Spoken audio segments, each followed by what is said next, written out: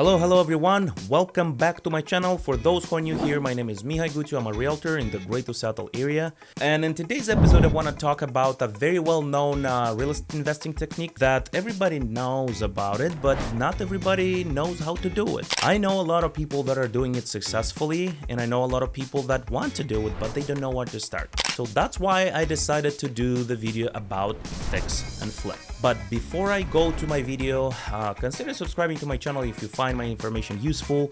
Hit it a thumbs up, leave it a comment, share with a friend. Let's go.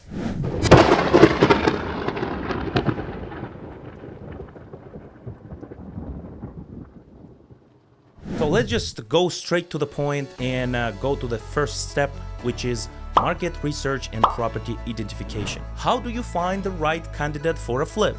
Well, number one, you have to research the market. What neighborhoods are in really big demand? The property is selling fast. The property are selling maybe over asking. That means this is a really good area where you should focus your attention on. Then you have to look for property that in distress, properties that are in foreclosure, property that visibly need updating. The whole idea of fix and flip is finding ugly homes, putting some money in, make them nice, and sell it for a profit. And of course, during this step, you have to do a lot of research. You have to analyze the property values. You have to analyze the neighborhoods. You have to analyze the schools, the amenities, pretty much everything that a regular buyer would be interested in. And then look, what is the resale value for that property in a good condition? Let's say you see a house that is a 4-bedroom, 3 bathrooms, 2,700 square feet, is in a bad shape. It needs siding, it needs flooring, it needs a new kitchen, a new bathrooms. So you look for similar homes that are sold in that neighborhood in the close proximity, let's say a mile, 2 miles radius, but make sure that they are in the same neighborhood in terms of at least same school district. Very important. And see what is the resale value for the same type of homes sold in good condition. Now, after you're done with the all research and you locate the right property, now you have to find how you can buy that property. And you can do this through a couple of ways. Well, first way and the most easiest way, and that carries less responsibilities and liabilities for you, is your own money. Just having a big pile of cash that you wanted to put it in real estate, and you do the acquisition and the updates through your money.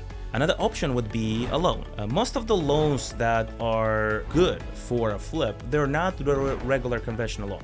Very few homes that are good for a flip are bought with a regular conventional loan or FHA or other type of traditional financing. And simply because most of these homes, they are in bad shape, and they will just simply not pass the appraisal.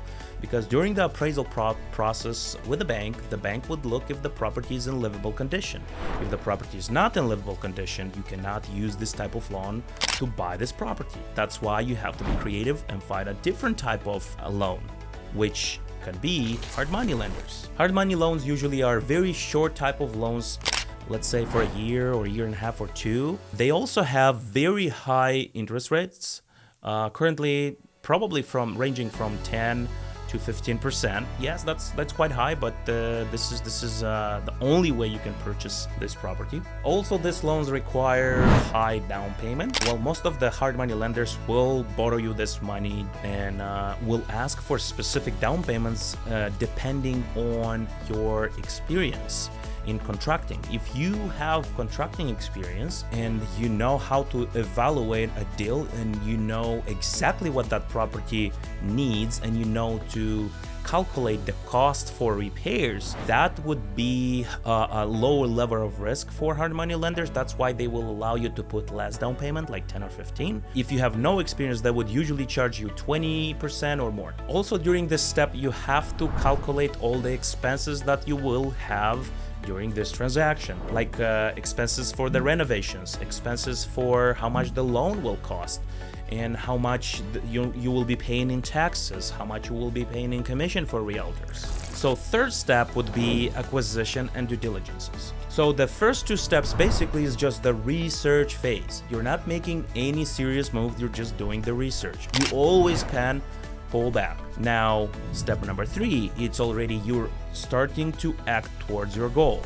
you purchase the property, you make an offer, regardless how you find the property, on the market, off market. Let's say you buy it, you have the financing already, so now you have the property. Next is you get to the due diligence more in depth, because most of the time when you purchase this properties that are in bad shape, most of them they're gonna be off market. So when they are off market, they usually sold by wholesalers, and you have very little time to actually go and inspect the property. You would just go with your crew, with your contractors, and just assess all the property and all the actual problems that the property has, because sometimes it can be like hidden problems. Initially, when you walk through the house, you looked like, hey, okay, maybe I need to invest like 80 to 100,000. Then you going into more in-depth research and you find out that the foundation is cracked, and that would cost you additional 50 to 70,000 to fix it. So sometimes there is things like that, but there is always risk when there's involving profits. Now, step number 4 would be renovation and improvement. You go with your contracting team and you start to rip it apart, do whatever it needs, rip the carpets off, replace the carpets, replace the kitchen, the bathrooms, the tiles, paint everything, make it ready basically for the market. The time frame for the renovation usually depends on how extensive the work is and how fast your crew is, how fast you can put all the subcontractors together to do their work. So let's say the whole renovation takes you about 4 months. Now your house is ready for the market. And step number 5 is sale and profit realization. So you have the property ready, it's renovated, it looks really nice, you did a landscape, you clean it up, you pressure washed everything, and well, you put it on the market, you have your trusted real estate agent, and boom, you make the listing, you hit the market. Very important to price it correctly. Well, of course, depending on what finishes you used, you can go a little bit over fair market value, depending if you put like really high-end materials, and the market will take it. If you put like regular materials, cheaper materials, people know usually how much these materials cost, and if you overprice it, you're just gonna sit on the market. Your goal is to sell it as fast as possible so you can get your money back. If you have, let's say, a financing through a hard money lender, well, of course, you're gonna have to pay, let's say, 10 to 15% interest. Who wants to pay such a high interest every month? So you don't want that. You wanna sell your property as soon as possible. So be very careful with pricing the home. And of course, you have to do the right marketing. You have to have the right agent. You have to have the best agent for marketing and for blasting your listing, your home on every site, on every MLS, on every existing platform that the buyers can reach and see that home. And then of course, you're gonna find a buyer. The buyer will make the best offer possible. Hopefully we're gonna have multiple offer situation and the price will escalate at least 20, 50 grand over asking. And then you get to the point of closing, you close the deal, you pay everybody. Remember, it's not about making money only for yourself. It's about everybody has to be happy. The buyers, the sellers, the escrow company, the real estate agents, and of course, Uncle Sam. Uncle Sam has to get its share too. Taxes have to be paid all the time. Specifically, if you do it in a very short period of time, you will have to pay short-term capital gains and then some other taxes that are going to be imposed when you do this kind of flips. Then commission for the realtors, and yeah, maybe sounds a little bit too much, but a lot of investors are doing this. They're very happy with what they're left, so they can grow, they can take bigger projects.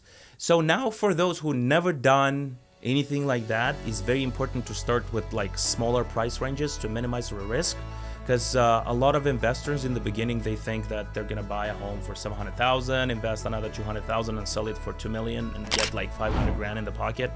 That's perfect, sounds perfect, but very rare happens like that. So I would say for Seattle area, it's safer to start from a range from like 400,000 to top 500,000. And then sometimes the first flip might not be really profitable, but then at least you gain experience, and the next flip you're gonna find a better property that will bring you more profit. So I really hope that clarified a little bit the situation with the fix and flip. And if you are an investor in the Greater Seattle area, hit me up. I have a lot of connections with wholesalers that send me off-market deals, that sometimes I have these deals, I see that is a good deal, but I don't have enough investors. So hit me up, and also consider subscribing to my channel if you find my information useful.